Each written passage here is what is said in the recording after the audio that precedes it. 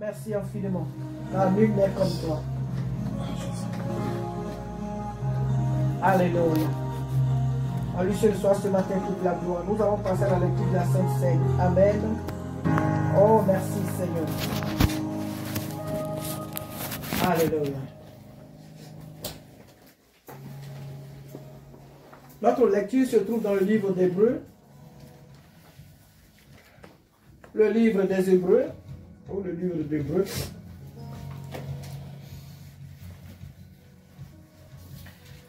Alléluia. Hébreux chapitre 5. Je lis du premier verset à 10 pour que nous comprenions bien. Alléluia. Que ton nom soit béni. Hébreux chapitre 5 à partir du verset 1 à 10.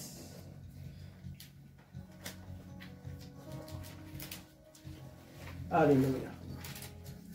En effet, tout souverain sacrificateur pris du milieu des hommes est établi pour les hommes dans le service de Dieu, afin de présenter des offrandes et des sacrifices pour les péchés.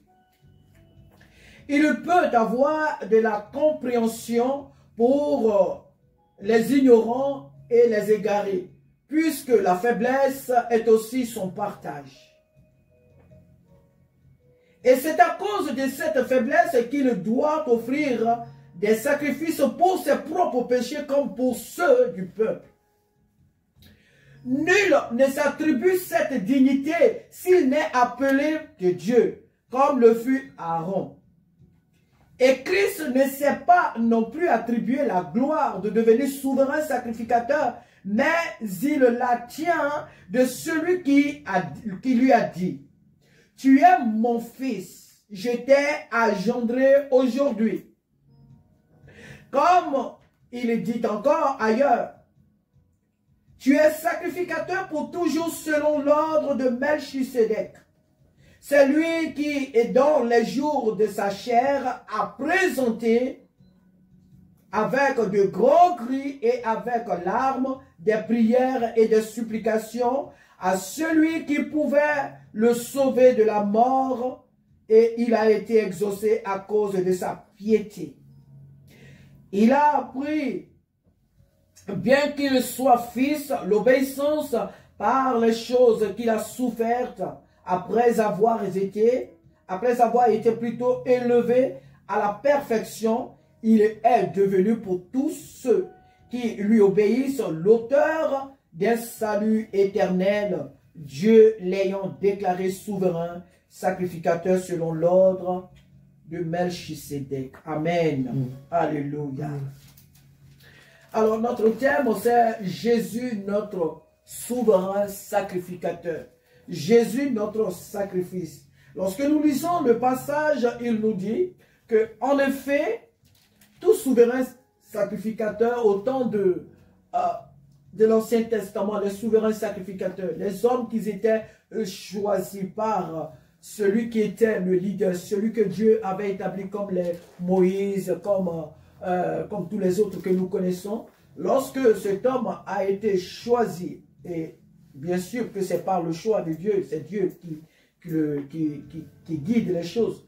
Mais lorsque cet homme, lui, il est choisi, c'est un homme. C'est un homme, donc il a été choisi du milieu des hommes, comme la Bible dit ici. Il est établi pour les hommes.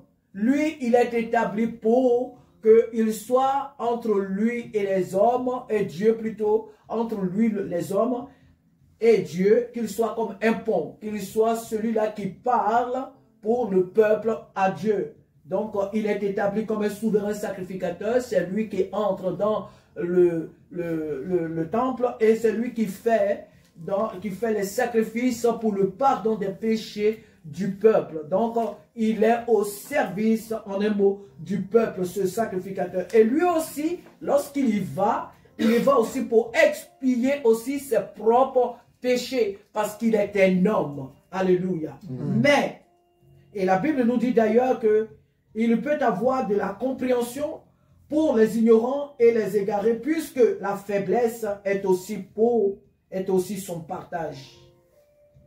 Et c'est à cause de cette faiblesse qu'il doit offrir des sacrifices pour ses propres péchés, comme nous venons de le dire. Et la Bible dit que nul ne s'attribue cette dignité s'il n'est appelé de Dieu. Si tu n'es pas appelé de Dieu, tu ne peux pas t'attribuer le rôle de leader, le rôle de pasteur, le rôle d'apôtre, le rôle de prophétesse, le rôle de docteur ou je ne sais quoi, évangéliste et autres. Mais parlons ici des souverains sacrificateurs. Si Dieu ne t'a pas élu, tu ne peux pas t'attribuer le rôle de guide. C'est pas normal. Et quand tu te l'attribues, tu le fais parce que ce sont les hommes qui te l'ont mis et ça n'ira nulle part. Ça n'aura pas d'effet. Tu n'iras nulle part. Mais quand c'est Dieu qui t'a établi, oui, cela peut impacter des vies. Quand c'est Dieu qui t'a établi, malgré les difficultés, les hauts et les bas, la chose dure. Le ministère dure. Pourquoi? Parce que c'est Dieu qui t'a établi. Et ce n'est pas aussi toi qui vas dire aux hommes que Dieu m'a appelé, que Dieu m'appelle. Non. Il y a des gens qui te voient. Il y a des personnes qui t'entourent, qui te voient. Partout où tu vas, ce n'est pas toi qui dis aux gens qui t'appellent serviteur ou servante. Les gens voient. Et c'est eux, par eux-mêmes que Dieu te confirme aussi. Quand bien que tu le sais, mais Dieu te le confirme aussi par des personnes qui t'entourent. Donc, cette dignité, on ne se l'attribue pas. Ceux qui se l'attribuent, ce sont des voleurs. Ce sont des mercenaires, ce sont des brigands. Voilà. En un mot, ce sont des voleurs. Voilà. Et ici, parlant de Jésus, il dit, à partir du verset 5, il dit, et Christ ne s'est non plus attribué la gloire de devenir souverain sacrificateur, mais il la tient de celui qui lui a dit. Jésus, venant sur la terre, ne s'est pas dit que je suis un souverain sacrificateur. Jésus ne s'est pas attribué la gloire, non. Il a toujours dit, même quand on l'appelait bon maître, il dit, mais pourquoi m'appelles-tu bon? Il n'y a que le Père qui est bon. Quand bien qu'il n'avait pas de péché, quand bien même qu'il ne péchait pas, mais il dit, non, pourquoi m'appelles-tu bon? Quand le jeune homme riche lui dit, mais bon maître, il dit non, il n'y a que Dieu qui est bon. Donc au Christ ne s'est attribué aucune gloire. La gloire, il a toujours envoyé à Dieu. Alors, pour celui qui l'a établi, dit, et Christ ne s'est pas non plus attribué la gloire de devenir souverain sacrificateur, mais il la tient de celui qui lui a dit, tu es mon fils, je t'ai engendré aujourd'hui. Je t'ai engendré aujourd'hui. Et c'est de Dieu qu'il tient cette dignité. C'est de Dieu qu'il tient ce titre. C'est de Dieu qu'il tient ce ministère. C'est de Dieu qu'il tient cette approbation. C'est de Dieu qu'il tient ce sacerdoce. Comme il dit encore ailleurs, tu es sacrificateur pour toujours selon l'ordre de Melchisédek. Tu es sacrificateur pour toujours selon l'ordre de Melchisédek. C'est lui qui, dans les jours de sa chair, a présenté avec de grands cris et avec larmes des prières et des supplications à celui qui pouvait le sauver de la mort, et il a été exaucé à cause de sa piété. C'est Jésus qui a payé ce prix pour toi et pour moi. C'est Jésus qui, dans les larmes, dans les pleurs, dans la douleur, a payé ce prix. C'est lui qui l'a fait. Donc, pour que Jésus devienne souverain sacrificateur, il a posé des actes. Non seulement Dieu l'a établi, mais il a posé des actes. Parce que beaucoup ont été établis par Dieu et ont renoncé à la mission. Beaucoup ont été établis par Dieu et ils ont abandonné leur sacerdoce. Comme les apôtres pouvaient le dire de Judas, il a abandonné son poste pour des gains à cause de l'argent. Il a abandonné son poste pour 30 pièces, il a vendu son ministère. On le voit aussi avec Ésaü. Ésaü qui a abandonné son droit d'aînesse à cause d'une poignée de lentilles. Il a abandonné aussi son droit d'aînesse. Donc il a abandonné son sacerdoce pour de la nourriture.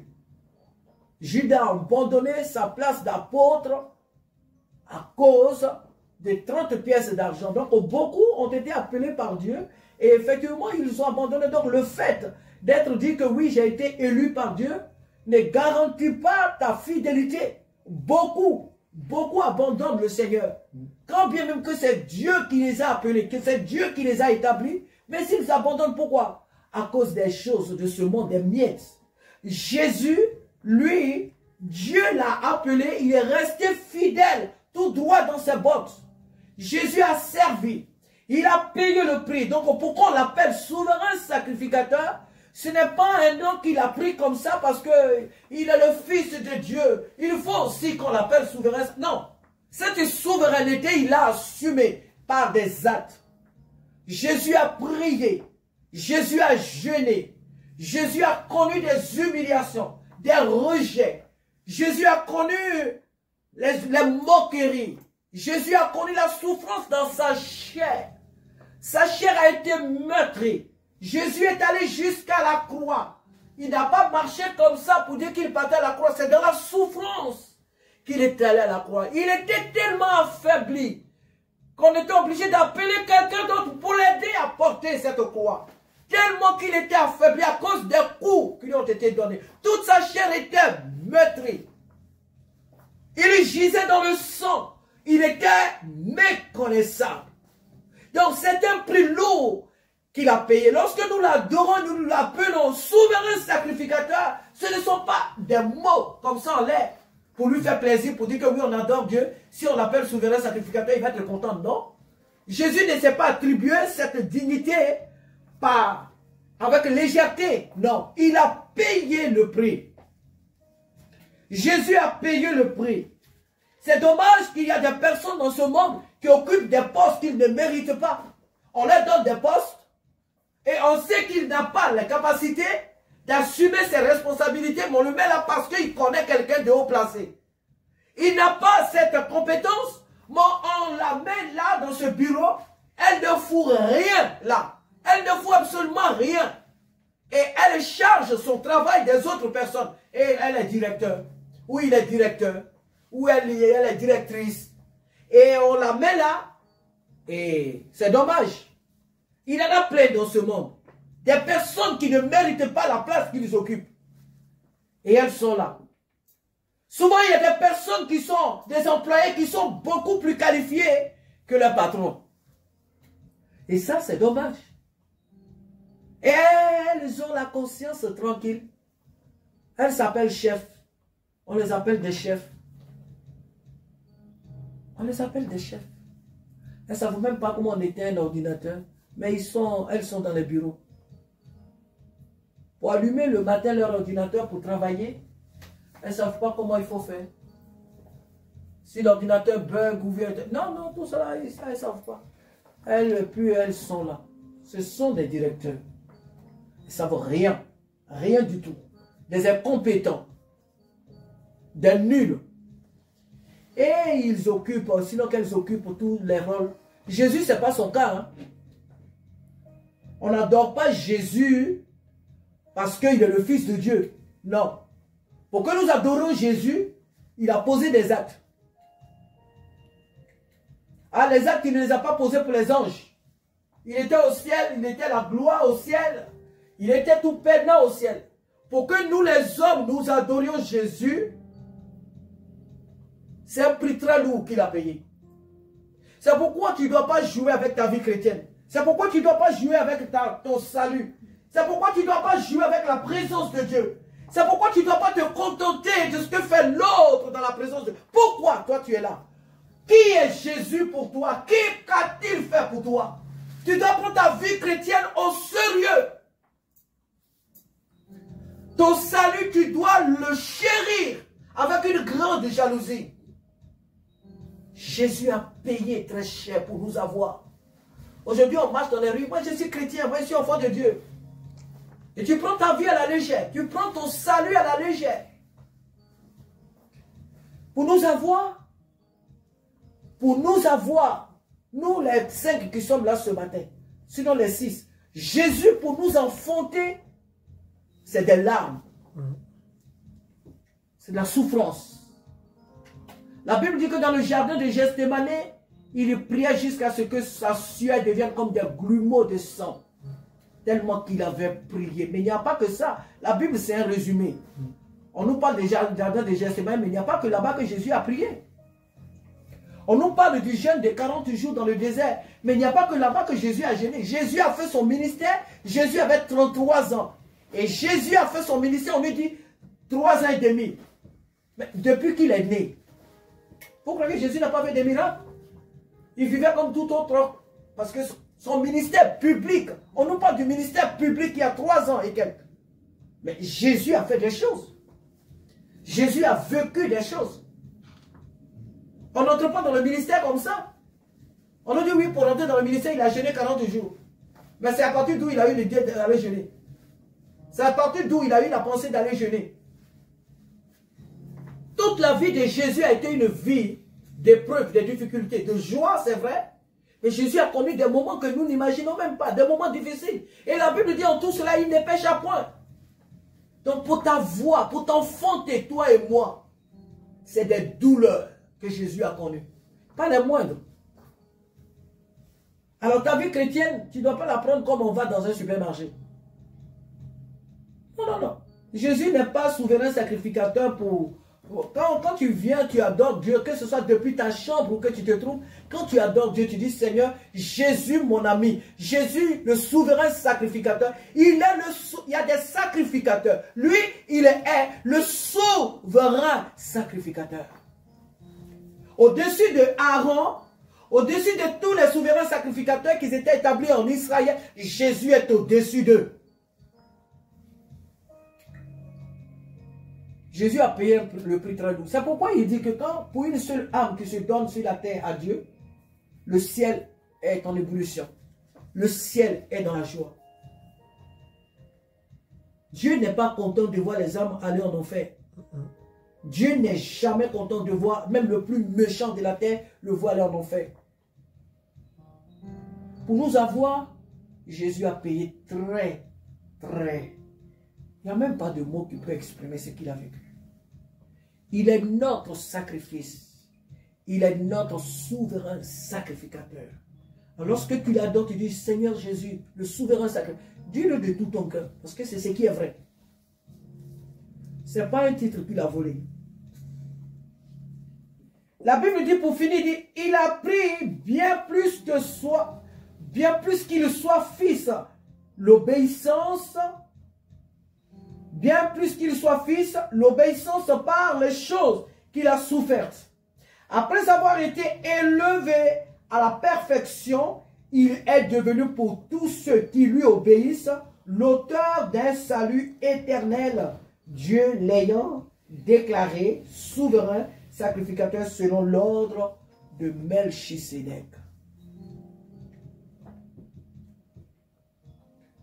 Que son nom soit béni ce matin, d'avoir été obéissant. Jésus a obéi. Adam est venu, il n'a pas obéi. On croit que Jésus était dans l'obligation d'obéir. Jésus pouvait venir sur la terre et puis faire n'importe quoi. On allait parler de lui. Oui, on dit, la Bible dit, comme on parle d'Adam, comme on parle de Judas, Jésus pouvait bien le faire. Et puis Dieu allait envoyer. Tant que nous n'étions pas sauvés, Dieu allait toujours envoyer des gens. Il allait envoyer jusqu'à ce qu'il trouve. Et Jésus a dit, après le premier Adam désobéissant, il n'y aura pas de troisième Adam. Ça n'existe pas. Il n'y aura pas de troisième Adam. Jésus dit, il n'y aura pas de troisième Adam. Quand on dit 1 et 2, ça suffit. Il n'y a pas de troisième Adam. Jésus a mis fin au règne de Satan. Il a mis fin au règne de Satan. Il dit, tu as eu un, mais tu n'auras pas deuxième. Jamais. Tu as eu un, mais le deuxième, tu ne l'auras pas. Jésus a mis fin à cela. Dieu le Père, Dieu le Fils, Dieu le Saint-Esprit, tu n'es pas notre égal pour que tu sois dans le 3. Jamais. Tu ne seras pas dans le 3. Tu t'arrêtes au 1. Tu n'entreras même pas dans le 2. C'est fini là. Tu n'es pas Dieu. Ah non, on ne va pas dire Satan a tenté le premier Adam, il a tenté le troisième, le deuxième Adam, et puis il tente le troisième. Tu es qui? Jamais tu n'entreras dans cette perfection. Jamais tu n'entreras dans cette trinité. Et là, c'est encore une révélation que Dieu nous donne ce matin. Tu n'entreras pas dans cette trinité. Tu t'arrêtes au 1. Tu as eu le premier Adam, ça s'arrête là. Tu n'auras pas le deuxième. Pour parler de troisième, jamais. Jamais. Et Jésus a mis fin à son règne pour quiconque espère en lui. Que Dieu soit béni ce matin. Oh, que Dieu soit béni ce matin. Pour le prix que Jésus a payé. Amen. Donnez-nous la Sainte Seine ce matin, celle-là qui fait de nous une seule famille, celle-là qui fait de nous le peuple